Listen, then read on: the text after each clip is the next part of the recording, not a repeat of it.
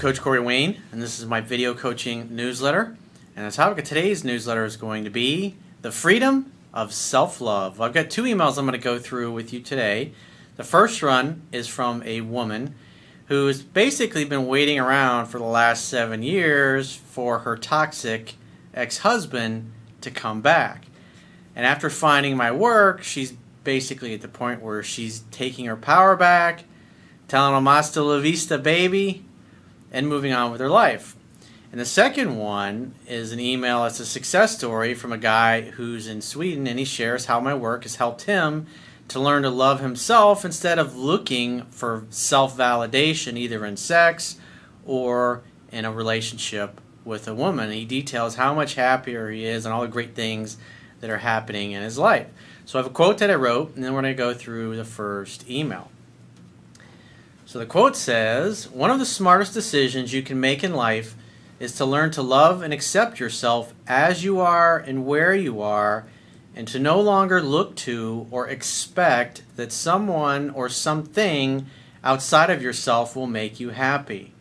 When you make your happiness dependent upon the actions of others matching your unreasonable expectations or upon your life circumstances being a certain way, you set yourself up for unnecessary suffering and disappointment. The superior approach is to love as your gift to others instead of loving and expecting something in return. Love is about giving. You should also focus on creating a life and lifestyle that is emotionally compelling, which gives meaning to your life and existence. When you love your life, yourself, and you give others the freedom to love or leave you, then you create the space and freedom for the right people to show up and stay because they want to, not because you need them to." So let's go through the first email. This one's from a woman. She says, "Hey Corey, come on man, I love that line. It's a hoot. Well, I'm glad you're entertained. I'm a 48-year-old woman and I have one child who's 13 years old. I'm not in touch with my feminine side and you're helping me with this. My husband left me 7 years ago and I hoped he would change and come back. He invited me to LA to spend Christmas, which is my birthday, and New Year's with him and his family. He and his soulmate, both cheaters and liars." Well, obviously right there, that's not somebody that, if you're into traditional marriage and you want to get married, somebody has a history of cheating and lying, you're just not going to be able to have a healthy monogamous relationship with somebody like that, especially if he's already cheated on you. Because people that cheat tend to have lower self-esteem, they tend to be selfish, they tend to be narcissistic, and loyalty, it doesn't mean shit to them. And when the shit hits the fan or things aren't going well, instead of fixing or working on their relationship through communicating like an adult, they start looking to seek validation, or they seek to meet the needs that aren't being met by finding somebody outside of the relationship. So it's very important, if you're looking to be in a traditional type of marriage, that you only date people that have a history of being loyal, faithful, and monogamous. If you start dating somebody and you're 2-3 weeks in and you're starting to go into la la land and you find out they've cheated on just about everybody they've ever been with, well, like Gerald Celente of the Trends Research Institute says, current events form future trends. Because what you got to realize about people who cheat and lie, deep down, they assume everybody is like that and everybody does it. That's their model of the world. That's their belief system. And therefore, that's one of the reasons why they don't feel bad about it. It's just who they are. So you have to make sure that your goals and especially your values are aligned. She goes on, "They're both cheaters and liars and seem to have a lot of problems, and they broke up. I went to LA, but he was miserable and unhappy, not loving, and when he asked me to come and had talked about getting married prior to me going." So it's like 7 years ago, he left you, you got divorced, and you've been hoping this guy's going to come back when he's a liar and cheater, and you haven't even spent any time together dating, and he's talking about getting remarried.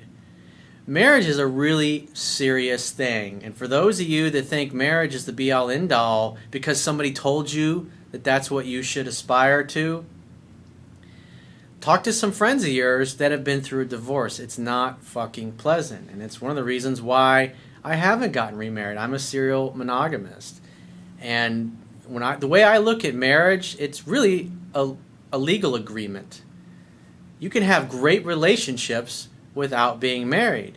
And the nice thing about not being married is when a relationship ends or if it runs its course, it's a hell of a lot easier to end it and both go your separate ways instead of giving half of your fucking net worth to lawyers and attorneys and taking 2 or 3 years to get out of it and it being a miserable fucking experience.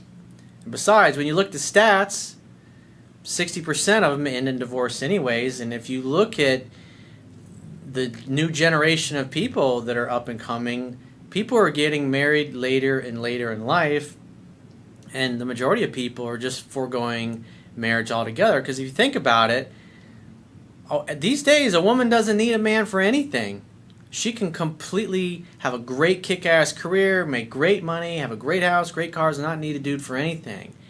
And she can find a guy that she can share her completeness with. There's just really no reason for it unless you're really religious or you believe in traditional values. So if you're one of those people that's contemplating traditional marriage, you got to ask yourself, why is it that you want it? And is that your idea to get married, or is this what society or someone told you that you needed to do? Because the reason I got married in my 20s is because everybody told me that's what I had to do to be happy. And I went and did that because pretty much everybody that I knew at the time, everybody was getting married. That was just like the thing to do. And obviously, if you've read my book, you know that it was a mistake and I should have never done it in the first place. And will I ever get married again? It's not my goal. It's not my outcome. My goal is to have great relationships for as long as they last. And if a relationship runs its course, or our goals and values are no longer aligned, or maybe we're going in different directions, then it's a lot easier to move on. It's like the way I look at love and freedom, because true love is freedom. It's like what Thich Nhat Hanh said, you must love in such a way that the person you love feels free. And what better, because I mean, it's a lot harder for somebody to leave when you're legally bound together. But if you're not, then that person can come and go at any point in time. And if they choose to stay, they're choosing because they really want to be there, not because they feel like they're obligated or they're stuck in it. But that's the personal choice I've made for my own life. Just offering that out there because that's the way I look at things. It's not necessary to be married in order to have a great relationship. And when you look at the stats and what most people are doing these days, fewer and fewer people are going for the little fairy tale fantasy where you walk down the aisle and you have the traditional marriage. But I know it's important for a lot of people, and that's great. If that's what you want, then wonderful. But just make sure if you're choosing to get married, you're doing it because it's something you want to do, not because somebody told you that you needed to do that, or a religion says you need to do that, or your friends, family, or peer group says that's what you need to do. That's my 2 cents on that. For 2 months, he courted me, called me every 3 days to talk to me, and besides, why buy the cow when you can get the milk for free? He courted me, called me every 3 days to talk to me and check on me, was sweet, nice, kind, and very excited that I was coming. Then he got very unhappy, and I was just happy-go-lucky. My heart was open and receptive. Well, the idea is, for a relationship, is that you want two people to come together to share their completeness. It's not about completing one another. And what you'll see in the second email is the guy was looking for validation either through sex or having a woman in his life as a reason to be happy. And after he had enough sex and he had enough women in his life, I think he said he slept with like 50 different women, he's like, it didn't make him happy. And when he started focusing on himself and making himself happy and focusing on his mission and purpose, everything fell into place. I came back brokenhearted again, and then I found you. He did not make me feel loved, safe, comfortable, or even wanted. I am learning from you, and it really changes your whole perspective on life. He would have kept me right there forever, and I would have stayed, but no more, no way. Well, good for you. Because it's not so much that you loved this guy and wanted another chance with him. What you really wanted was the fantasy of who you thought he was or who he could be. And when emotions are involved, remember, we buy based upon emotion. And we use logic and reason to justify our purchase or our decisions. And that's why it's so important, if you're thinking about getting married, make sure you've gone through the honeymoon period. Make sure you've been together for 2 or 3 years. The infatuation is worn off. Because remember, people can hide who they really are for the first 90 days. La La Land doesn't last forever. On the 7th of January, I called him and said, do you want to try? And he said, I don't know. When somebody says, I don't know, if you're talking to somebody about anything in life and you ask them something, they go, I don't know, that's a total bullshit statement. They know, but they just don't want to say. And a great way to respond to that is when somebody says, I don't know. Then you go, the best response is, well, if you had to guess, what would it be? And then shut your mouth and wait for their response. I told him that that is a no, because if you loved me, you would know. Absolutely, there's no certainty there. And plus, he's an unhappy person. He really sounds like he needs to work on himself anyway. And there's a lot of people, because I talk to a lot of clients that are having problems, is they get in relationships with people that got all kinds of problems, and they think, I'm going to be the knight in shining armor. Or a woman does the same thing. I'm going to save him. I'm going to fix him. That's the worst thing you can do. 99.9% of the time when you go into a relationship looking to fix somebody or solve their problems or save them or take them away from their shitty life, it's not going to work out. What you want is somebody to share your completeness with. And if you don't feel complete, you need to focus on yourself and your life and taking care of you and getting to a place where you love being single and you enjoy being single and you'd love to have somebody, but you're totally cool with being alone. And if it happens, it happens. When it happens, it happens. It's letting go of an attachment to the way you think things need to be. Because when we want, as human beings, when we want reality to be other than it is, we're going to suffer because we're not living in the present moment. I told him, I don't love you, I don't want to marry you, I'm not an option for you, and to stop contacting me. I gave you my time and you threw it away. Never spend your time with somebody who's on the fence about you. What you want to do is you want to be with people who would jump fences to be with you. And that also includes your friendships, that includes your clients, that includes the people that you work for. And if they don't appreciate and value you, you got to have the inner strength and testicle fortitude, if you will, like Dick Marcinko, the founder of SEAL Team 6, always says, to say, fuck this. I deserve better. I love myself. And this is not acceptable. What you're offering me, instead of offering me a great, nice T-bone steak, you're offering me a big shitburger sandwich. You're expecting me to polish a turd. No fucking thank you. It's been 3 weeks, and I am listening to you all the time. I feel like I am free. True love is freedom.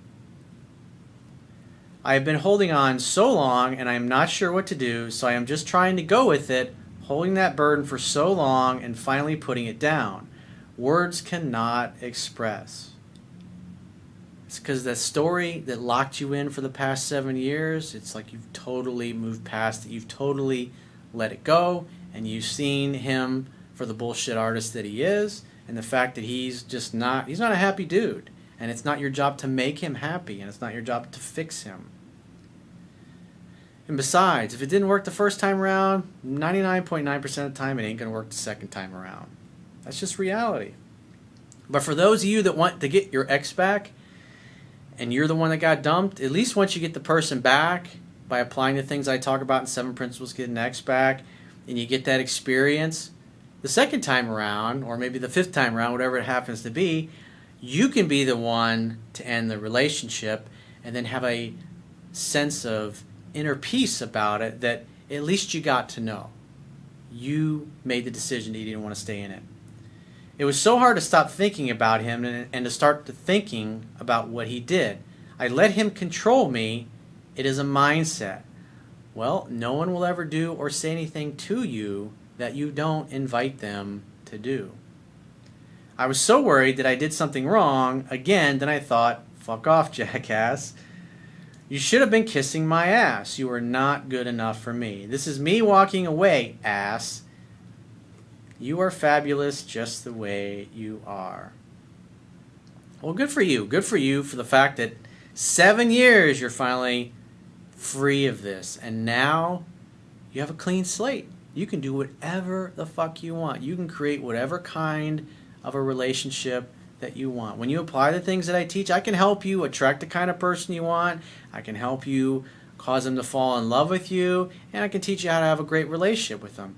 But I can't cause you to stay in love with that person and want to stay with them their whole lives. That's something that's between you and the Creator and what's in your heart. Nobody can decide that for you. You have to decide what's important to you and make your own mind up. Make your own decisions. Dear Coach, I know I need to read the book more, and I will. I have read it one time and will continue to read it. I have been an awkward, charming musician for years.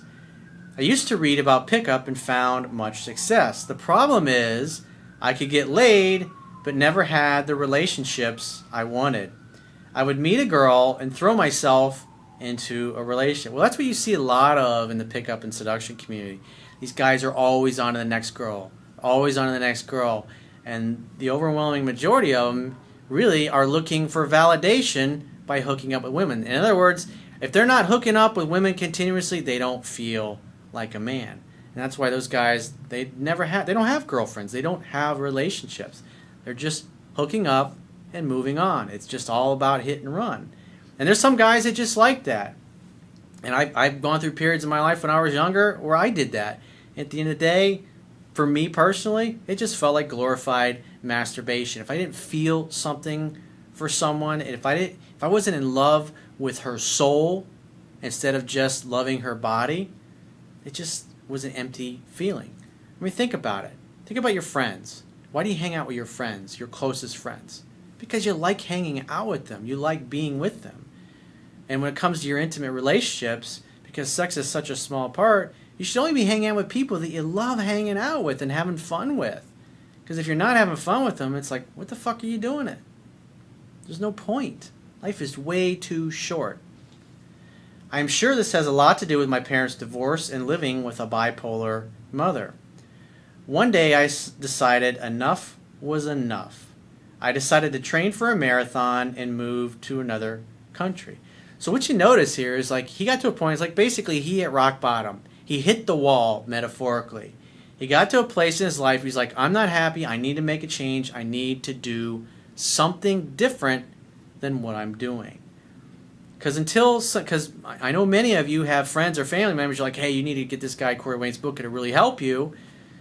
And then a month later, like, yeah, I got to get around to doing that. Oh, yeah, I should look into that. Hey, he's got some good things to say. I read a couple pages. It's like until somebody is ready, until they get to the point where they're in pain and they realize, because people will not change their belief system until it no longer works for them. Until they realize the way they're looking at the world is not valid and it's not working and it's not making them happy. And when that happens, that's when they go to the internet, that's when they go to YouTube, and they find someone like me. They're looking for a change. They're looking for new knowledge. And it's like when you hit the idea, hit the wall, so to speak, whether it's in business or in life, it's like all you need or lacking is an idea, something different, a different approach, different mindset. And that's what my book can offer you. I moved to Sweden, and within a week, I was dating a 10. It failed, and I felt like shit. I continued the pattern again a few years later. After feeling lost, I found your work. I realized that I really did not love myself and would stop doing what I loved when I met a girl. So this is what happens. This is the danger. What happens when you seek validation either in another person being in a relationship with you or hooking up thinking that, oh, wow, this is going to make me happy. It'll make you happy for a period of time, but once you come to the realization that you're still not happy, no matter how spectacular the woman is, that's the kind of thing that really makes you ponder and take stock of your life. After this last relationship, I threw myself into my music and playing shows. He focused on his mission and his purpose in life. Because think about it, you're going to be the most attractive whether you're a man or a woman if you're loving your life and you're taking care of yourself and you're happy. If you're a happy person, you're going to be more inclined to make healthier choices. And the people that you hang out with, and the food that you eat, the exercise that you do, the happier you are, the more you're going to want to take care of your body, because the more you work out and you exercise and you eat healthy, a more alkaline diet, you juice vegetables, and some things I talk about on my website under the Optimum Health category, you're going to feel better. And it's like a snowball. The more you do things that make you feel better, you'll start to look better in time as well. The more you work out, the better in shape you're going to be, the happier you're going to be, the more members of the opposite sex are going to notice you. I ended up working a distribution deal with a label in Sweden. This is not a plug. I've just have my dreams coming true. Well, this is what happens because what you focus on expands in life. So he focused on what he loved and what he had a passion for, and look what happens. He got noticed, just like what Maya Angelou said. Do not focus on making money, but focus on doing something you love and become so good at it that the world can't take their eyes off of you. And that's what happened. He's got a record label. These are just little things that make you even happier, even more confident. They give you even more of a sense of certainty. And as a man, the more certain you are of yourself and your life and your ability to get the things you want, the more women are going to find you attractive. Because it's really not about what you do or what you say with women. It's really about how you feel about yourself. The reason I have not read it 15 times is I've been going after this, working a full-time job and working in studios. So that's your excuse. That's the story that you tell yourself about why, oh, I'm just too busy to read your book 10 to 15 times. Well, what happens, dude, when you're kicking ass and you're taking names and the most beautiful creature you've ever seen in your entire life, you meet her, and not only on top of that is she the hottest thing on the planet, but you fucking love hanging out with her? If you haven't read the book, you will fuck that up, dude. I promise you. I've done enough emails from guys and girls over the years that didn't learn it, and they fucked things up, and they're hurting like hell unnecessarily. You've got to get prepared. You can't fucking make excuses like, oh, I'm too busy. I got this to do. I got that to do. There's no shortcuts to success, dude. I stopped trying to please and stopped the negative thoughts within myself. I also stopped throwing myself into a relationship. If it is worth it, then it is worth taking it slow. Good, true statement. I have slept with over 50 women in Sweden in 3 years now. I don't see this as a success. I realize now that this was about trying to find validation or love. No amount of sex will make you feel good if you are just doing it to not be alone. That's another thing you see. The guys that are into that, just one chick after another.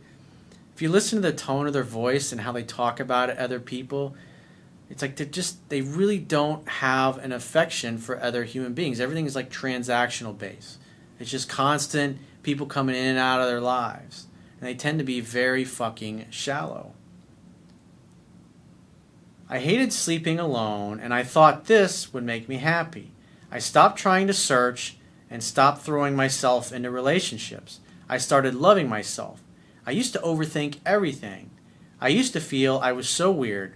I would kill the charm that the girls fell in love with. Well, that's the key. The charm was you were happy.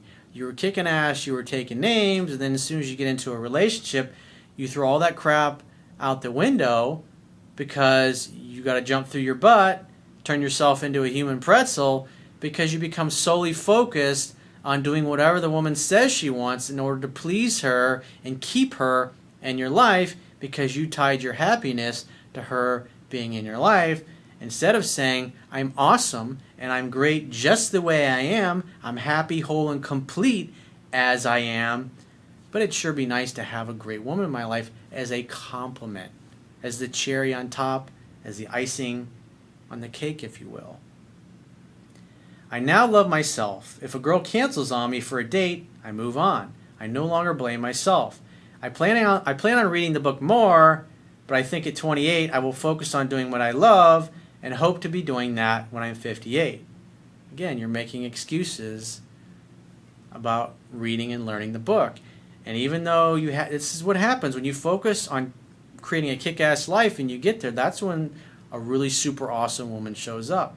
And if you're not prepared, you're going to fuck it up, and then you're going to be kicking yourself saying, you know what, that shaved head bastard motherfucker, he said it all the time, he said in his book, and I didn't fucking listen.